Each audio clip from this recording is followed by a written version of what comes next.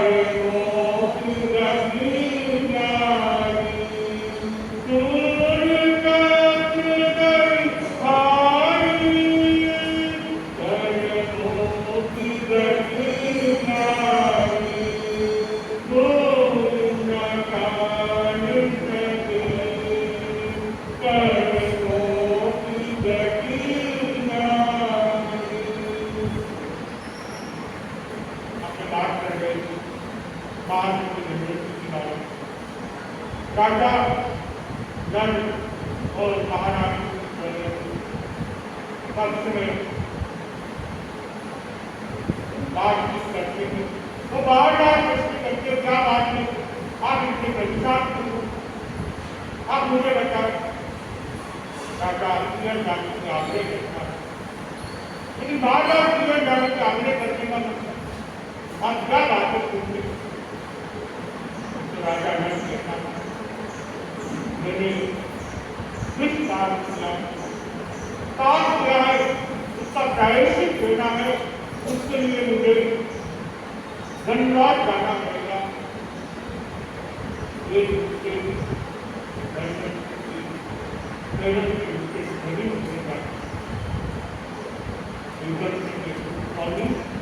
आप क्या बात कर रहे हो, क्या कर रहे हो आप,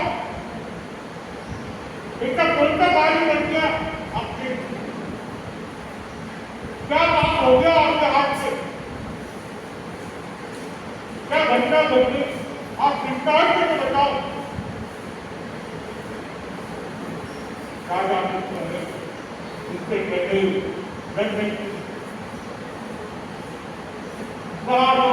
जंगल में जिनके पहले विद्या में स्वप्न देख रही थी, सब नाटक देख रही थी, उसे जंगल में कोई आने का आवाज आता है और इसकी नींद टूट सबसे नींद आता है और एक साथ कई व्यक्तियों के आने की आवाज सुनाई देती है। एक बात को घबरा करती है, कौन है जंगल में, कौन आया है, इस बात का डर है कि प्रभु का चढ़ना है और अपने युद्ध का त्याग करके ग्रहण करते हैं। और जैसे अपना आप तो जैसे पुरुषों का समूह आगे खड़ा हुआ था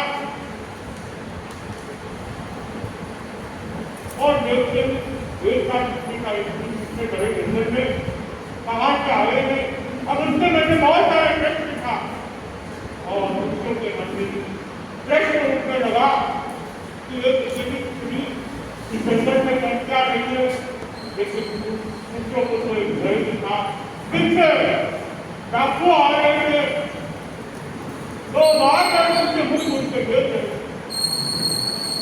इसने जमीन की पूछती है, भैया क्या बात है, आपके परेशान क्यों हो, क्या कोई हमारे भाईजन पीछे रह गए क्या?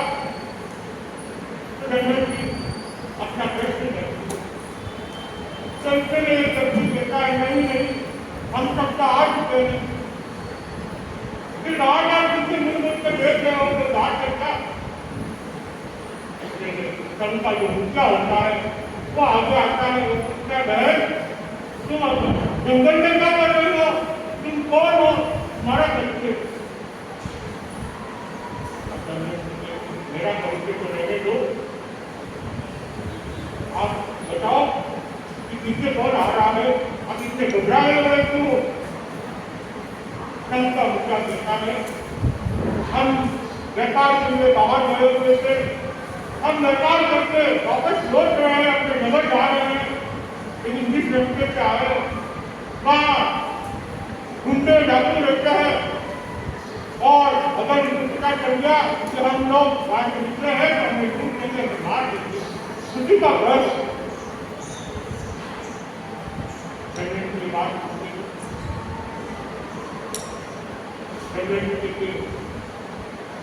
आप सब थोड़ा विश्राम कर लो, बैठ कर यहाँ पे आपका खाने की व्यवस्था कर देती हूँ, आपका स्वागत कर देती हूँ। कहता है मैंने तुम्हारा स्वागत को ऐसे ही मान लिया है, लेकिन हमें आगे बढ़ना है, डाकू लोग आ गए भारी काम की बात करते इतने डाकू कौन सी डाके, आप पीछे मुझसे देखते डाकू आए और सब अपना अपना गन ऑर्डर की तरह अपना बनते रहते हैं और डाकुओं से लड़ने के लिए तैयार होते हैं। जैसे डाकू के साथ लड़ने लगते हैं, लेकिन डाकुओं की संख्या बहुत ज्यादा, उनके पास हथियार नहीं थे, लेकिन लोगों के पास एक सीधी की हथियार थे, लेकिन अपनी कोई हार नहीं मानी, डरते लग गए। जब इनको लगा कि हम इनसे जीत नहीं पाएंगे, एक घबराहट हो गया,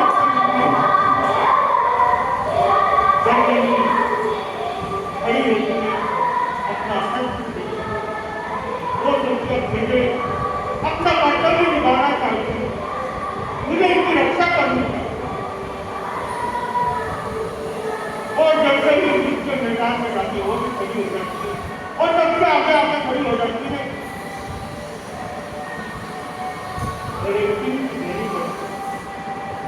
लड़ना हो तेरे सबसे तेरे मेरे से बढ़ो, लेकिन तुम लोगों को भी मार रहे हो, तुम अब तुम लूटना है, इनको क्यों लूट रहे हो? जाओ राजमहलों को लूटो, तो वहां से तुम्हारी हिम्मत नहीं होती, और यहाँ पे मासूम लोगों को लूट रहे हो, तुम मेरे से रहो। डाकू लोग भी सोचते हमारा क्या बिगाड़ेगी, और हमें घंटा करिए इसके लिए, और इसके लिए श्रृंगार जैसे युद्ध चालू होता है और दंगल की युद्ध में एकदम परिवर्तन थी, जैसे उसका शस्त्र उठता है, डाकू लोग घबरा जाते हैं, लगता है कोई देवी है, इसे कोई चामुंडा देवी लगती है, तो इनकी रक्षा करने आई है, हमें इनके सामने भी पाना बहुत मुश्किल लगता है। डाकू लोग वहां से उनके गाँव के लोग करते, जैसे ही डाकू भाग जाते हैं, वो लोग बहुत खुश हो जाते हैं। सरस्वती देखा है, आज तुमने हमारी सबका ज्ञान बचाइए, हमारी रक्षा की है, जो हम इतने कागज से धन कमाते हम हमारे नजर जा रहे थे, तुमने उसकी भी रक्षा की, लेकिन पता नहीं आज हमारा क्या होता, लूटते तो लूटते लगा कर हमारी जान भी चली जाती। और परिवार अगर सोचते लोग तो आएंगे उसको पता ही नहीं हमारी क्या होगा। तुम कौन है तुमसे साधारण छुट्टी नहीं लगती, तुमसे कोई देरी लग रही हो और इस बड़े जंगल में अकेली क्या कर रही हो?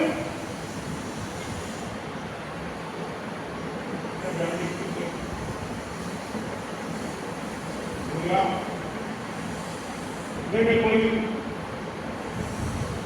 बहुत बड़ा काम नहीं किया, मैंने अपना कर्तव्य का काम निभाया है, अपना कर्तव्य निभाया है। अगर कोई संकट में हो और हमें उससे नहीं देता है तो हमारे साथ इस मनुष्य जीवन का क्या करना नहीं। मुझे तो तुम देरी कर रही हो, तुमने तुम्हारा आधा घंटे और तुम्हारी शक्ति देर से ऐसा लग रहा है कि बस देरी सरकार खत्म हुई है।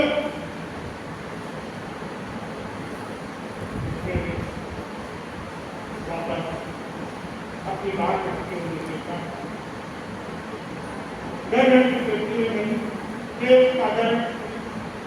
और मैं वनवास में वन गमन कर रही हूँ।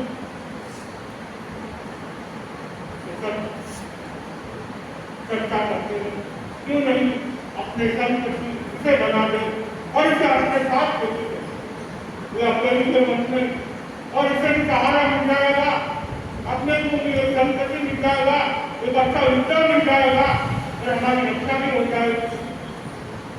निवेदन करता है हम चाहते हैं कि तुम हमारी प्रभु के प्रति बन जाओ, तुम हमारे प्रयोग का जिम्मा उतारो और तुम हमारे साथ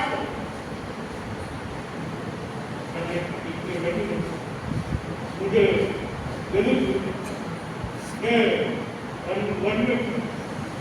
मैं तो मेरा काम किया, मेरा कर्तव्य दिखाया। अब बाहर सभी लोग अपना अपना सामान आगे बढ़ जाते और जरूरत अपने मंदिर को आगे बढ़ाओ के लिए तैयारी करते और आगे बढ़ते रोज की तरह उनके बच्चों का पुस्तक बनाती है, इस तरह के उनके और नई देव करती है, विश्राम करती है, ध्यान जप करती है और हम लोग वैसे सूरज उठता वो अपने मंदिर की ओर वापस आगे बढ़ते और जैसे ही वापस याद आ जाती है राजमहल की, तो यादों ने बहुत जाती है वो नाटक देखकर चालू कर देती है कि मेरे साथ क्या क्या हुआ, क्या घटना घटी थी, कैसे हुआ, वापस वो सपनों में भूल जाए। मुझे पुरानी बात याद आया, राजा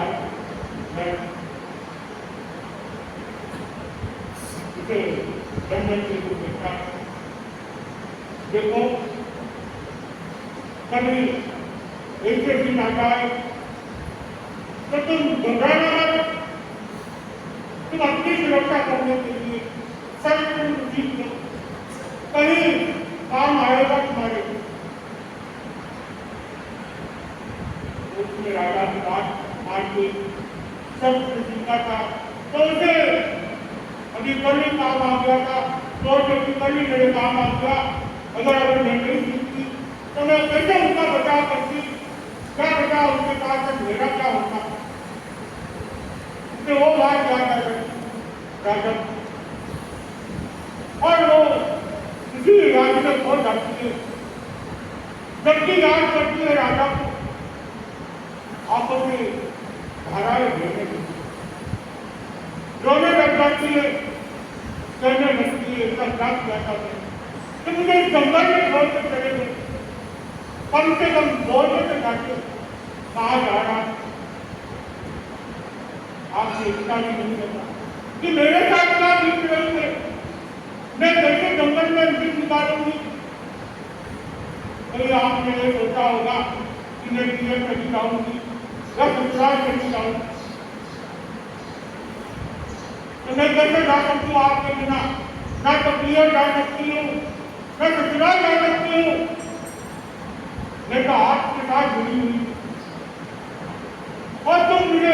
करके चले गए। अब उठारा है आज समझाए और अपने आप को संभालते हुए कौन से बच्चे कितने चिंता करेगा और वर्षा वात आ जाता, चतुर्मास रखने लग जाता। चतुर्मास में वो 4 महीने तक एक ही जगह रहती, साधना करती और दिया वो चतुर्मास तीसरे रुपये नहीं हुई। एक छोटी सी झोपड़ी बना के वही रहना चालू कर दी। अब जंगल में 4 महीने तक ज्ञान तपस्या साधना करती, जो भी मिलता है वो करती है और अभी 4 महीने बाद अपना गुजारा 4 महीने के बाद वापस अपनी राह आगे की ओर बढ़ती। एक मन में उम्मीद लेकर घूमती है, राजा आज मेरे तो पर मुझे मिलेंगे, मुझे ढूंढना है और उन्होंने जिससे गए थे मैं आऊंगा वापस तो वो आएंगे। एक विश्वास के साथ, एक उम्मीद के साथ वो आगे बढ़ते और उनका उम्मीद आगे से आगे अपना रास्ता बताए। जिसके मन में संकल्प होता है वो कभी भी हार नहीं मानता, जो संकल्प नहीं होता तेरे से गुजरता है तो हमेशा हार जाता। तो हमारे जीवन में भी एक संकल्प होना चाहिए कि वो संकल्प के ऊपर हमें आगे चलना है तो हम आगे बढ़ेंगे। अगर संकल्प नहीं होगा, अगर हमारे मन में पॉजिटिविटी नहीं होगी तो हम कभी भी आगे नहीं सकते। तो उसके मन में एक संकल्प था कि आज मेरे संकल्प मेरे व्यक्ति मेरे राजा मेरे नल में मिलेंगे ही मिलेंगे। इसके साथ वो आगे बढ़ रहे अपनी जिंदगी ऐसे ही जंगल में गुजार रहे। अब हम आगे देखते हैं क्या होता है, कैसे वो आगे राजा की कहानी सुनाता है, क्या बंदा बगीचे से जंगल से जाना पड़ा और जंगल में क्यों अंदर छोड़ के जाना पड़ा, उसी के साथ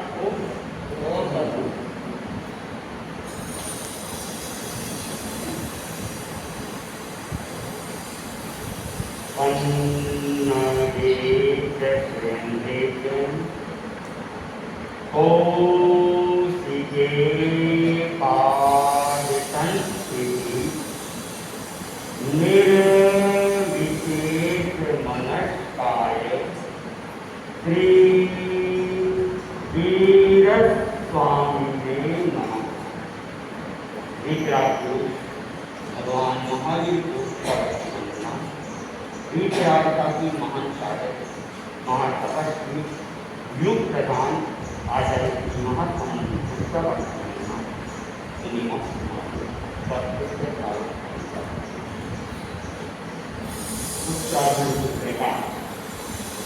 उनकी सम्यक पराक्रम भगवान से प्रश्न पूछा जा रहा है। कौसज्ञम हंते जीवे किम गणे कि हंते कायोत्सर्ग से जीव क्या प्राप्त करता है। समाधान की भाषा में भगवान फरमाते हैं कौसज्ञम प्रियपत्पन्नम पायश्चित्तम हितो हेवी विशुद्ध पायस्ते ये जीवे निकुय गए और ये भारो हार गए कसत्य जानो गए सुहम क्षीणम विहरई। कायोत्सर्ग से अतीत और वर्तमान के दोषों की शुद्धि होती है। आदमी का हृदय निर्मल और हल्का बन जाता है।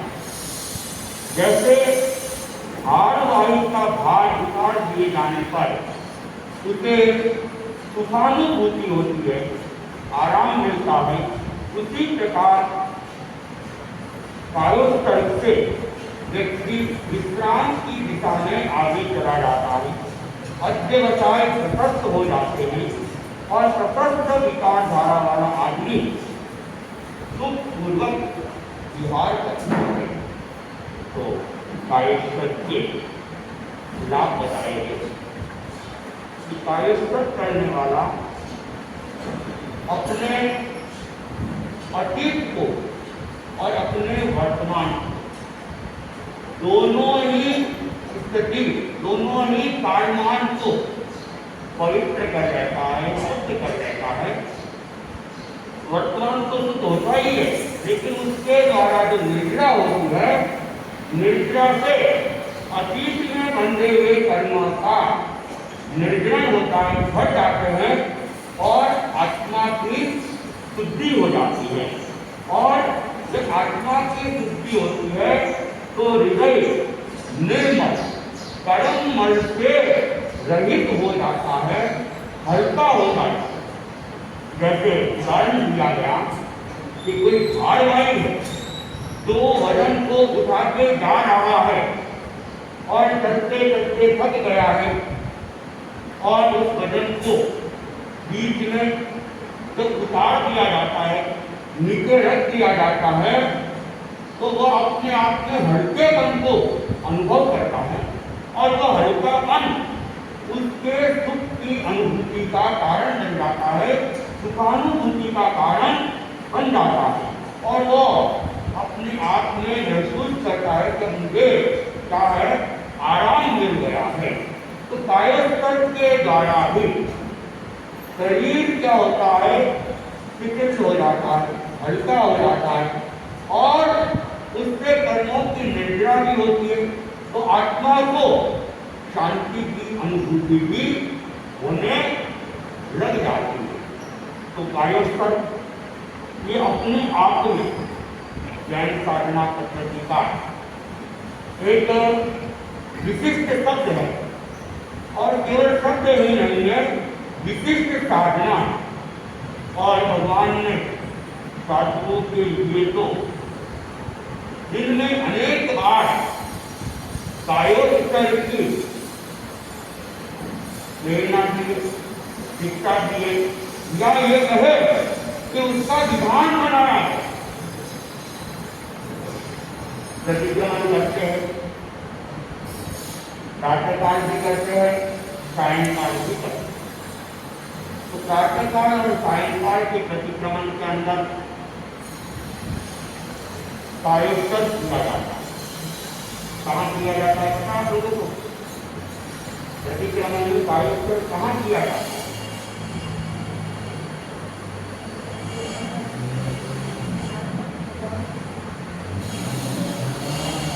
उत्तरी करने की जो पार्टी है वो कायोस्तर के अंदर प्रवेश करने की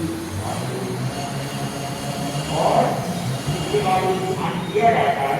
कायोस्तर प्रतिक्रमण में 2, 3, 4 बार ध्यान आ जाता है कि कायोस्तर साधु के लिए कहा गया है कि साधु सबसे बाहर जाता है, सुना है तो उसे 24 तो करना होगा, 24 तो करेंगे कायोस्तर हो जाएगा। शिक्षा के लिए गए, शिक्षा क्या है, कायोस्तर करना। तो अनेक बार कायोस्तर का ध्यान किया गया है और उससे शरीर रिलैक्स होता है, आत्मा भी रिलैक्स होती है। शरीर का शुद्धिकरण और आत्मा का हल्का एक ध्यान के कलयुग के अंदर जब ध्यान करवाया जाता है तो ध्यान की गहराई में जाने से पहले उसे कायोस्तर करवाया जाता है। बैठकर, खड़े रहकर, बैठकर जैसे सुविधा होती है उसके अनुसार उसे पहले कायोस्तर करवाते हैं और कायोस्तर के माध्यम से उसके शरीर को शिथिल करवाया। कायोस्तर का शाब्दिक अर्थ भी है काय प्लस उत्तर। काय का मतलब शरीर, उत्तर का मतलब छोड़ना, शरीर को छोड़ना। अब प्रश्न खड़ा होगा, शरीर कैसे छूटेगा? शरीर तो मृत्यु के समय छूटता है, इससे पहले भी छोड़ सकते क्या? शरीर को आत्मा छोड़ेगी तो फिर मृत्यु हो जाए। लेकिन यहाँ जो शब्द का अर्थ किया गया है, शरीर की चंचलता को छोड़ देना, शरीर को स्थिर कर देना, शरीर को तनाव मुक्त कर देना, शिथिल कर देना, निरक्त। तो यहाँ शरीर का शिथिलीकरण, ये कायोत्तर, तनाव मुक्त करना, यह कायोत्तर, उसे स्थिर करना, शिथिलीकरण और शिथिलता, ये कायोत्तर के दो मुख्य अंग। और इसका विकास करना, शरीर के शिथिलीकरण का विकास करना, शरीर की चंचलता को छोड़ना, शरीर को तनाव मुक्त करना, ये भी अपने आप में एक विशेष साधना। निर्जरा के 12 भेद आते हैं, निर्जरा के 12 भेद, उसमें शरीर के चंचलता को छोड़ने के लिए और शिथिलीकरण के लिए एक तरह से दो साधना पद्धति निर्जरा में बताई गई। एक तो कायाक्लेश और दूसरी व्युत्तर। निर्जरा का 12 अंतिम कायोत्तर। तो उसमें कायाक्लेश में भी शरीर को स्थिर करना, शरीर को साधना। जब तक शरीर नहीं करेगा, साधना की आगे की भूमिका पे हम नहीं बढ़ेंगे। इसलिए शरीर के स्थिरीकरण का प्रयास करना, जितना ज्यादा से ज्यादा हो शरीर को स्थिर रखने का प्रयास करना, ये अपने आप में विशेष साधना है। जब ये सब जाती है, विकास और होता जाता है, तो आगे जाके ममत्व का विसर्जन करना, शरीर के प्रति जो देहाध्यास है, मोहाशक्ति है, उस मोहाशक्ति के ऊपर विजय प्राप्त करना, यह भी कायोत्तर है। तो कायोत्तर की साधना पद्धति जैन धर्म की एक विशिष्ट साधना। और हम प्राचीन इतिहास में देखते हैं, प्राचीन प्रतिमाएं अगर देखते हैं, तो जैन शास्त्रों की जो भी प्रतिमाएं हमें प्राप्त हो रही है, जैन शास्त्रों की कह गए, मुनियों की कह गए, तीर्थंकरों की कह गए, तो प्राय ध्यान मुद्रा के अंदर कायोत्तर की मुद्रा में मिले, चाहे वो खड़े खड़ी प्रतिमा हो, चाहे विराजमान प्रतिमा। ध्यान की मुद्रा के अंदर ही हमें उनकी प्रतिमाएं दिखने को मिलती है। और इसी आकार के अंदर मेरे तो वर्तमान में अभी तक देखने का काम पड़ा नहीं है। तो ये कायोत्तर की ओर उल्लेख भी आता है, बाहुबली का उल्लेख आता है। 1 वर्ष तक खड़े खड़े उन्होंने ध्यान किया था। दर्शन चंद्र हाथों को ऊपर करके ध्यान में निमग्न थे। भगवान महावीर साधना के 12.5 वर्षों तक निरंतर पारने का कुछ समय निकाल दो, गमनागमन का कुछ समय निकाल दो, अधिकतर वे खड़े खड़े ही कायोत्तर किया। बैठ के या बैठ के कायोत्तर का उल्लेख भगवान महावीर का नहीं आता। और भी तीर्थंकरों का अधिकतर यही उल्लेख आता है कि उन्होंने जब भी ध्यान किया, चाहे खड़े खड़े किया, जिनका शरीर बल था, इतना शरीर बल तो हमारा नहीं। वज्र ऋषभ नाराज उनका सिंगनन था, तो शक्ति भी थी, हड्डियों की मजबूती भी थी, और इतने लंबे समय तक के निराहार और निरंतर कायोत्तर के अंदर रह सकते थे। तो ये कायोत्तर यह भी कर्म निद्रा का महान हेतु है। और इससे शरीर को साधा जाता है, और शरीर को साधते साधते आत्मा को साधा जाता है। और यहाँ तक कहा गया है कि कायोत्तर करते करते व्यक्ति मुक्ति को प्राप्त कर सकता है, कर्मों के बंधन से मुक्त हो जाता है। तो बंधन मुक्ति का भी एक उपाय कायोत्तर बताया गया है।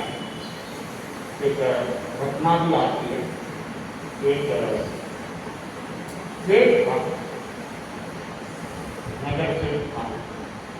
और उसने अपने घर पे एक पक्षी को पाल रखा था, तोते को पाल रखा था और तोते के प्रति उसका विशेष आकर्षण भी था।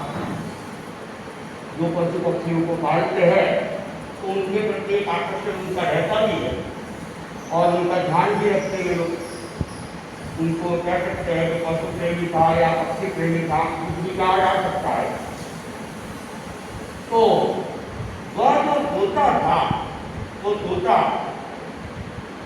मनुष्य की भाषा को कुछ कुछ बोलता भी था।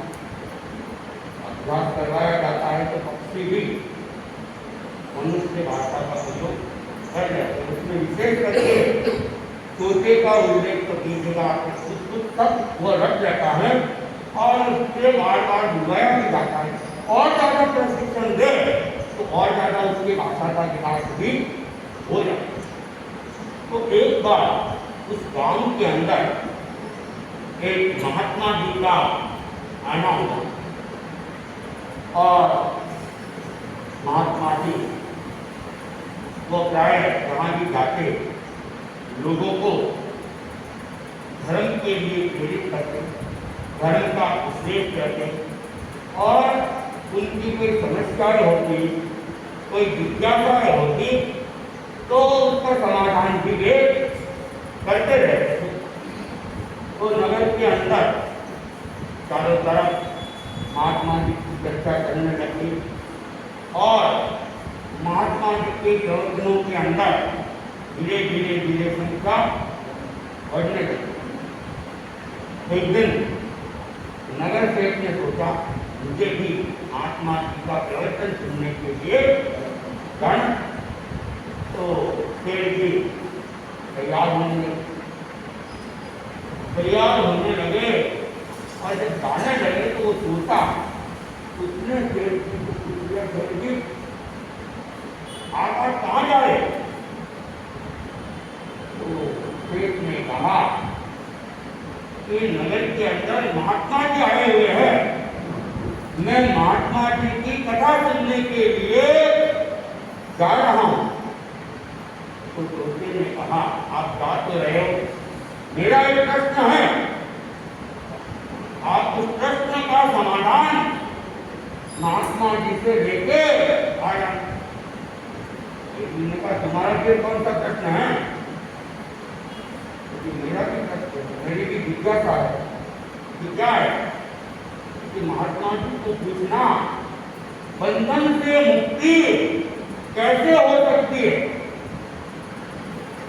ठीक है, समय मिला तो तुम्हारे प्रश्नों को मैं महात्मा जी के सामने रख दूंगा। और फिर भी प्रवचन में चले जाते हैं, प्रवचन का क्रम पूरा हो जाता है और प्रवचन के क्रम के बाद में महात्मा जी ने समय दे रखा था, किसी की भी अपनी कोई जिज्ञासा हो, कोई समस्या हो तो वे उसका समाधान करने का प्रयास करते थे। तो जैसे ही प्रवचन का क्रम पूरा हुआ फिर पिताजी पहुंचे, महात्मा जी को प्रणाम किया और महात्मा जी को कहा, महात्मा जी मेरे पास में एक काला हुआ तोता है, मनुष्य की भाषा में वो बोलता भी है, तो उसने एक प्रश्न पूछवाया है, आप कृपा करें और प्रश्न का समाधान करें। तो महात्मा ने कहा क्या प्रश्न है तुम्हारा? तोते का प्रश्न क्या है? ओ बंधन से मुक्ति कैसे होगी? और जैसे ही ये बात सुनी और महात्मा जी तो इस बात के ऊपर बैठे हुए थे, आराम से पाठ के ऊपर गिर पड़े और जैसे ही महात्मा जी पाठ के ऊपर गिरे, महात्मा जी ने जैसे शरीर को स्थिर कर दिया, शिथिल कर दिया, जैसे शरीर को धो दिया और सब तरफ धीरे चलती हो गई। अरे ये क्या हुआ, ये क्या हुआ, ये क्या हुआ? और मेरे पास डॉक्टर को बुलाओ, डॉक्टर को बुलाओ। कुछ लोग डॉक्टरों की किसके भाग गए डॉक्टरों को बुलाने के लिए और एक दिन ने देखा प्रश्न मेरे को, मैंने प्रश्न पूछा और महात्मा जी धड़ाम से गिरे। ये आरोप मेरे पर आ जाएगा। लोग कहेंगे तुमने क्या किया, महात्मा जी गिरे, महात्मा जी मर गए। किसी को पता नहीं मरे है या जिंदा है, बेहोश है, किसी को भी पता नहीं। सब अपनी अपनी घटना में रहे थे। फिर जी तो मौका देखा और वे चुपचाप वहां से गए। देखो तुम लोग पूछ पाएंगे पूरा कुछ लोग डॉक्टर को बुलाने के लिए गए हुए थे, लेकिन डॉक्टर आता उससे पहले तो महात्मा जी थोड़ी देर बाद ही क्या है आगे उतर जाए, एकदम फिर हो जाए, जैसे कुछ हुआ ही नहीं था। लेकिन पेट को तो पता नहीं, पेट चला गया, खिसक गया था वो तो बच के। और जैसे ही वो घर पहुंचा तो पोता तो इंतजार कर रहा था। उसके को तो अलग लगी हुई थी, भाई मेरे प्रश्न का उत्तर क्या है। तो वैसे ही सेठ जी आए और सेठ जी को कहा, सेठ जी मेरे प्रश्न का उत्तर लाए कि नहीं आए। और उसका पूछना था, सेठ जी तो उस तोते के ऊपर गर्म हो गए, आगे घंटा खराब प्रश्न पूछा। मेरे प्रश्न पूछ रही महात्मा जी को धड़ाम से गिर गए, पता नहीं क्या हुआ, बाकी होश आया कि नहीं आया, मर गए या जिंदा है मुझे तो कुछ भी पता नहीं। वे तो बाटे के ऊपर गिर गए थे, बीड़ी पट्टा होनी चालू हो गई थी, मैं तो मुश्किल से बच के खिसक के आ गया। महात्मा जी ने तुम्हारा कोई प्रश्न का उत्तर नहीं दिया और आज के बाद ऐसा प्रश्न मत पूछना। सेठ जी को महात्मा जी के समाचार प्राप्त हुआ नहीं, लेकिन कई बार मनुष्य को जिस चीज की प्राप्ति नहीं होती है, अनेक बार पशु पक्षी भी उस चीज को समझ जाते हैं। तो वह जो तोता था वो केवल मनुष्य की भाषा में ही नहीं बोलता था, मनुष्य जैसी बुद्धि भी रखता था। और वह समझ गया कि महात्मा ने क्या समाधान दिया। तो उसने उस कहानी सेठ जी को चुपचाप रहा। 2-4-5 दिन बीत गए। एक दिन सवेरे सवेरे वो तोता क्या है पिंजरे के अंदर धड़ाम से गिरा हुआ था। शरीर को उसने बिल्कुल स्थिर कर दिया था, शिथिलीकरण में आ गया था। और सेठ ने जब उठ के देखा तो देखा कि तोता तो गिरा हुआ है। सेठ जी ने क्या देखा, तोता मर गया, तोता तो मर गया। तो वो सेठ जी ने पिंजरे को खोल के तोते को उठाया और बाहर जो दीवार थी उस दीवार के ऊपर रख दिया कि हरिजन अगर आएगा तो ले जाएगा। तो जैसे तोते को दीवार पे रख के सेठ जी को 2-4 कदम पीछे हटे और वो तोता और अपना ध्यान अपना कार्यकाल पूरा करता है और क्या रहा अपने परों को फटफड़ाता है और गिर जाता है। और जैसे ही फटफड़ाने की आवाज आई सेठ जी देखकर क्या और उसने कहा तुम जिंदा हो, मैं मरा करता। तो तुमने ये क्या किया कि मैंने तो वही किया जो महात्मा जी ने बताया था। महात्मा जी ने क्या बताया कि सेठ जी तुमसे पहले मैंने बंधन से मुक्ति कैसे होगी ये प्रश्न पूछवाया था। तो महात्मा जी ने वह जो प्रश्न का समाधान था वो बोलकर नहीं किया था, उन्होंने वह समाधान प्रैक्टिकली बताया था कि बस गिर जाओ, मर जाओ, स्थिर हो जाओ, बंधन से मुक्ति हो जाएगी। तो जिस तरह महात्मा जी उस दिन पाटे के ऊपर गिर गए थे और आपने सोचा महात्मा जी के तो पता नहीं क्या हो गया, मर गए या बेहोशी में चले गए। मैंने भी देखा जैसा महात्मा जी ने किया है और मुझे भी ऐसा ही करना है। तो मैं भी धड़ाम से गिर गया और स्थिर हो गया, शिथिल हो गया। मैंने अपनी शरीर की सारी क्रियाओं को रोक दिया और उससे क्या हुआ, आपने सोच लिया ये तो मर गया और ये कोई काम का नहीं है, इसको पिंजरे में रखने का कोई मतलब नहीं है, और आपने मुझे पिंजरे से बाहर निकाल दिया। मेरे पिंजरे का जो बंधन था उस बंधन से मेरी क्या हो गई, मुक्ति हो गई। तो महात्मा जी ने मुझे समाधान दिया था और वो हो गया। तो कथानक है, ऐसा हुआ था या नहीं हुआ था ये तो एक बात है, लेकिन हम उसे इस रूप में समझ सकते हैं कि हमारा ये शरीर भी क्या है, एक पिंजरा है, और उसके अंदर आत्मा रूपी पक्षी या तोता उस शरीर के अंदर बंधा हुआ है, और उसकी मुक्ति तभी हो सकती है जब इस शरीर के आकर्षण को हम छोड़ दें, शरीर की आसक्ति को छोड़ दें, शरीर के ममत्व को छोड़ दें और अपनी आत्मा के ऊपर ध्यान लगाए। तो शरीर के प्रति जो हमारी आसक्ति है इसने हमारे आत्मा रूपी पक्षी को बांध रखा।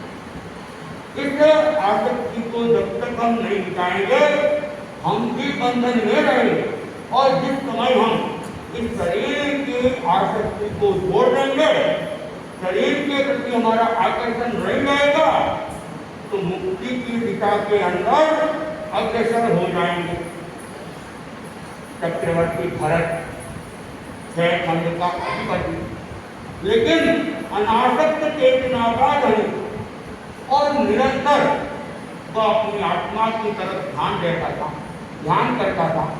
एक बार कहते हैं आरिष्टा भवन में वह उपस्थित था, और उस समय उसके हाथ की अंगुलियों की अंगुलियां खुली हुई थी, और उसने देखा ये क्या अंगुलियां नहीं है तो इसकी कोई शोभा भी नहीं है, और उसके ऊपर वह ध्यान लगाना चालू किया, और उसे और निश्चितता का बोध होना चालू, और कहते हैं वो उससे गहराई के अंदर चला गया, ध्यान की गहराई के अंदर चला गया, और ध्यान की गहराई में जाते श्रेणी आरोहण हो जाता है, सबक श्रेणी ले जाता है, और वहीं पे उसको केवल ज्ञान भी होता है। कालेश्वर का उनका ध्यान था, और ध्यान की श्रेणी आरोहण में उन्होंने क्या कर लिया, केवल ज्ञान को प्राप्त कर। तो कालेश्वर ये बंधन मुक्ति का उपाय है, इसलिए हम इसके महत्व को समझें और निरंतर आत्मा के प्रति हमारा आकर्षण बना रहे, और शरीर के मोह से हम दूर होकर, शरीर के ममत्व से दूर होकर अपने आप में निवास करने का प्रयास करेंगे, तो हम भी उस तोते की तरह बंधन से मुक्त हो सकेंगे।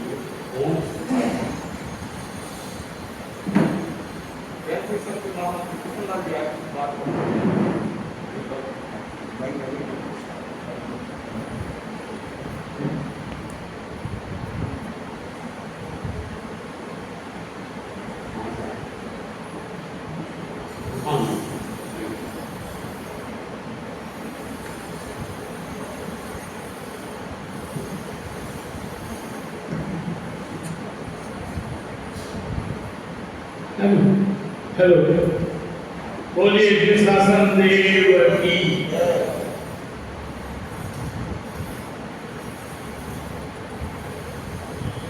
यहाँ सेवासन भवन में विराजे मुनि भगवान श्री यशवंत कुमार जी एवं मुनि भगवान श्री मुख्य जी महाराज के चरणों में कोटि वंदन। इस सभा में विराजे प्रभुजन माताओं और बहनों को सादर जय जिनेन्द्र। मैं एक सूचना देने के लिए आया हूँ। दिनांक 23 जुलाई 2025 श्रावणवती 14 को हर वर्ष की भांति इस वर्ष भी जैन श्री संघ बाड़मेर द्वारा ओसवाल वंश स्थापना दिवस मनाया जाएगा।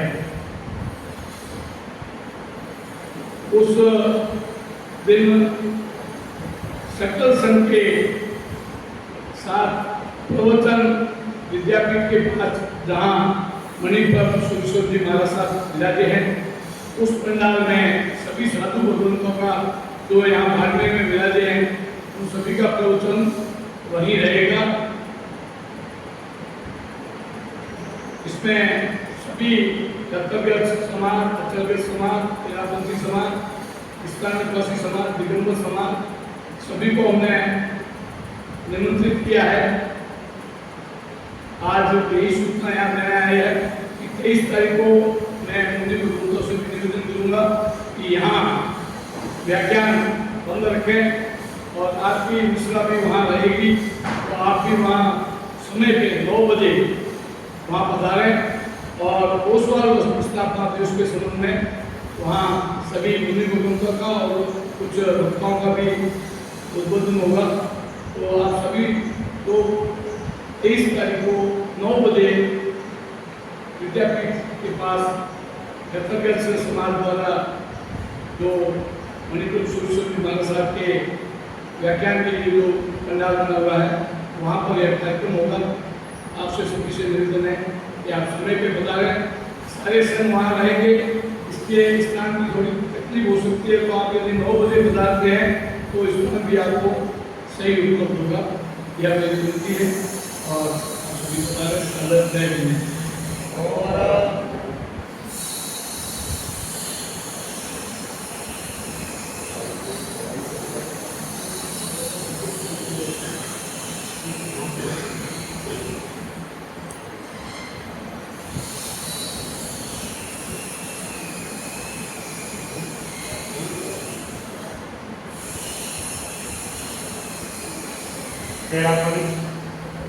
प्रावत संदेशिका का 25 प्रकरण चल रहा है। इसके अंतर्गत प्राप्त जानकारी के अनुसार लवण वास्कर, जलजीरा आदि में बहुत सारी चीज़ों का मिश्रण होता है तथा उसकी पर्याप्त गुटाई इकाई होती है, अतः उन्हें अचित माना जाए। जलजीरा है, लवण वास्कर, पहले जलजीरे को सचित मानते से ऐसे नहीं थे, लेकिन फिर इसके ऊपर अनुसंधान किया गया तो ऐसा लगा कि इसमें सचित रहने की संभावनाएं नहीं होती है, तो फिर इसको बोल दिया गया कि यह अचित माने जाए। तले हुए खांसने आदि पर यदि सचित नमक लगाया जाए, भले मिर्च के साथ लगाया जाए, उसे सचित ही माना जाए। करना करते हैं, कोई भी खांसरा है या और भी कोई नमकीन होता है, ऊपर से अगर नमक डालते हैं, ऊपर से तलने के बाद में एक तो अंदर कढ़ाई नहीं चलाए, एक तलने के बाद ऊपर से जो नमक मिर्ची डाली जाती है तो उस नमक को सचित माना जाए। केले का छिलका सचित माना जाए। कच्चा पपीता, कच्ची कैरी, रोटी से नारियल तथा पीसा हुआ हरा नींबड़ा, इसको भी सचित माना जाए। बीज या गुठली व छिलके से रहित होने पर आलू बुखारा, बेर, हरे बादाम और अमरूद को अचित माना जाए। बीज और गुठली और छिलका से रहित है तो फिर उगाने की भी कोई अपेक्षा नहीं है। मौसमी, संतरा, माल्टा और किन्नू का मोटा छिलका व बीज अलग हो जाने के बाद उनके अवशेष भाग को अचित माना जाए। मौसमी वगैरह है तो वो जो बड़े वाला छिलका है वो अलग हो जाता है, बीज अलग हो जाते हैं तो उसे अचित माना जाता है। अंदर जो एक झिल्ली रहती है, झिल्ली अचित है, झिल्ली को सचित नहीं माना है। पपीता आदि फलों का जरा सा भी छिलका रह जाए, यदि उसमें किंचित भी हरापन है तो सचित माना है। अगर पीला छिलका हो, पीला लाल जैसा छिलका हो वो तो फिर भी अधिक है।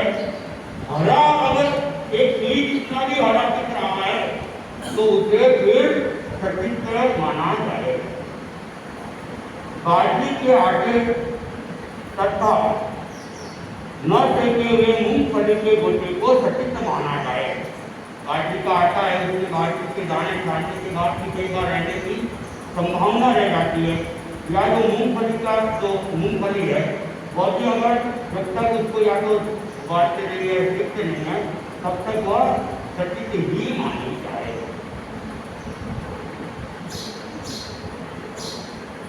कल के उपवास आज 11 है और कल 12-13 घाट में, तो 12 वाले भी कल उपवास करेंगे और 13 वाले भी कल उपवास करेंगे।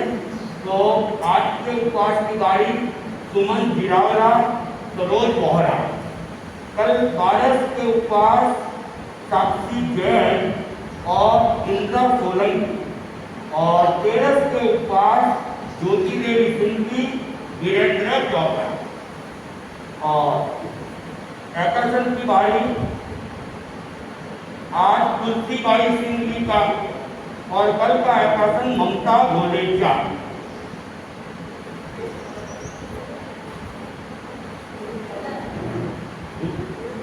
आज 21 तारीख है।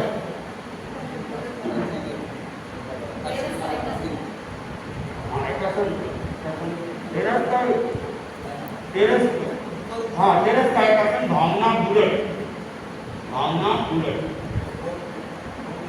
और आज 21 तारीख 21 है ना, जाप की बारी कंधाबाई धारीवाल और कल 22 तारीख को अरुणाबाई गुलेचा। कल का जाप अरुणाबाई गुलेचा। आज का 1 दिवसीय त्याग अखरोट खाने के त्याग है।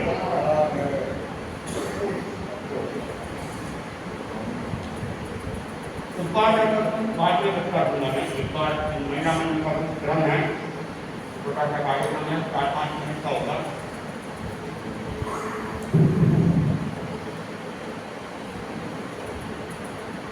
पिछले साल जो संवेदन कार्यशाला हुई थी उसमें मुक्ति पुरुषोत्तम महावीर, उसमें हमारे 92 क्षेत्र से 28 जिले में भाग लिया था।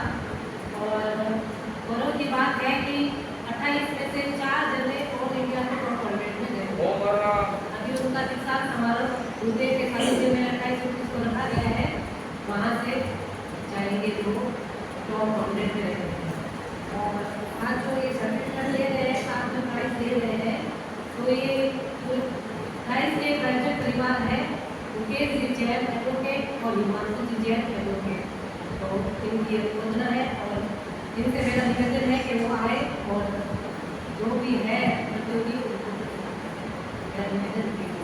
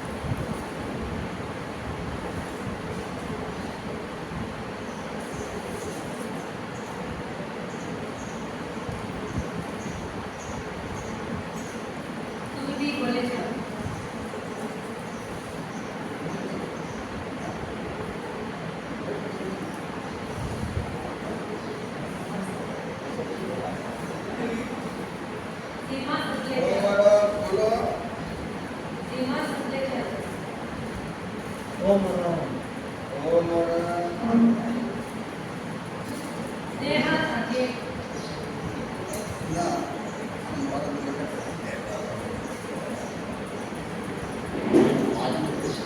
रिद्धि मानू,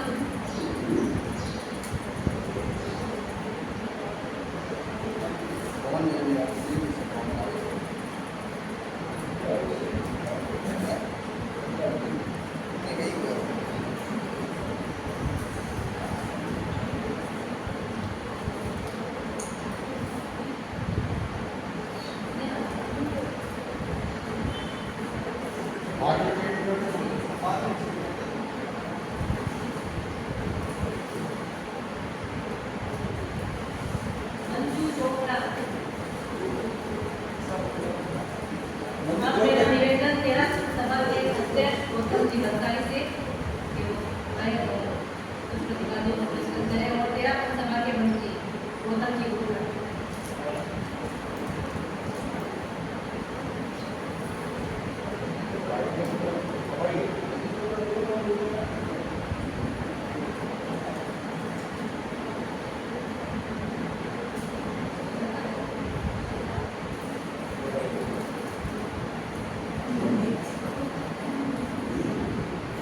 शिल्पा सादेकर, शिल्पा सादेकर,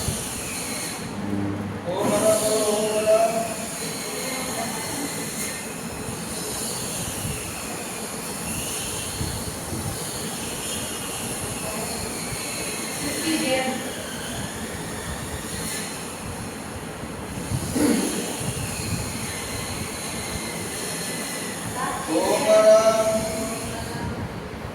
साक्षी जैन, श्रद्धा मालू,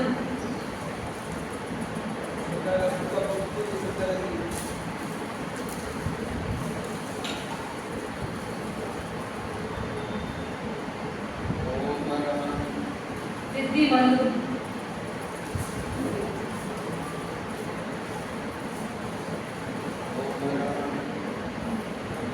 प्रदीप गोकर,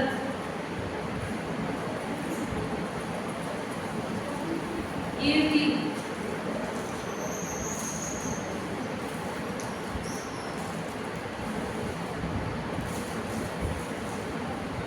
रुपेश हिमालू,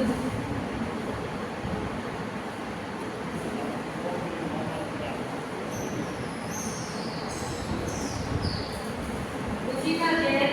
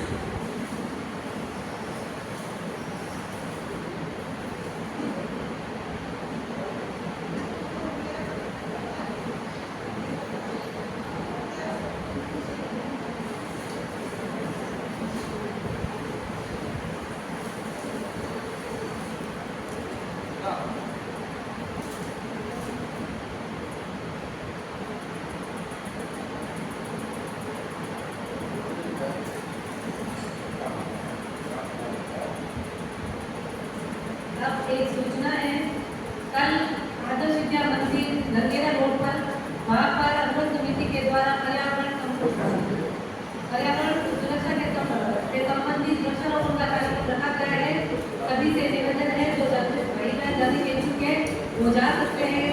और एक और सूचना है,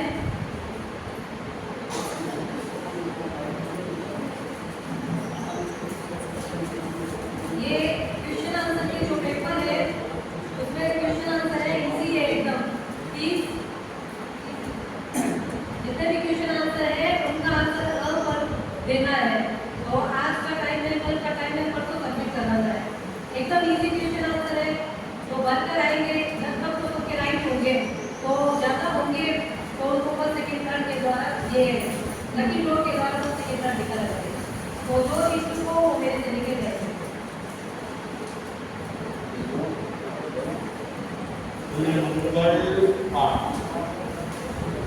हाँ, उपकार के बच्चा का माने देवगुरु धर्म की शास्त्र से कल सवेरे सूर्योदय तक 3 आठ के जागे, रात को 8:30 के जागे, कच्चा बारी पीने के जागे।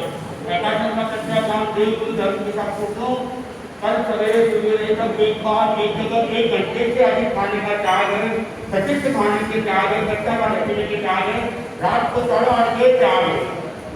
तत्तारी मंगलवरंता मंगल सिद्धा मंगल साहु मंगल केवली कनक धम्ममंगलम तत्तारी लघुत्तमारंता लघुत्तमासिद्धा लघुत्तमा साहु लघुत्तमा केवली कनक धम्मरत्तम तत्तारी शरणं कवचामि अरन्ति शरणं कवचामि वे शरणं कवचामि साहु शरणं कवचामि केवली कनक धम्मं शरणं कवचामि विघ्नहरण मंगलकरण शान विष्णु नाम गुण गोरख स्मरण हरे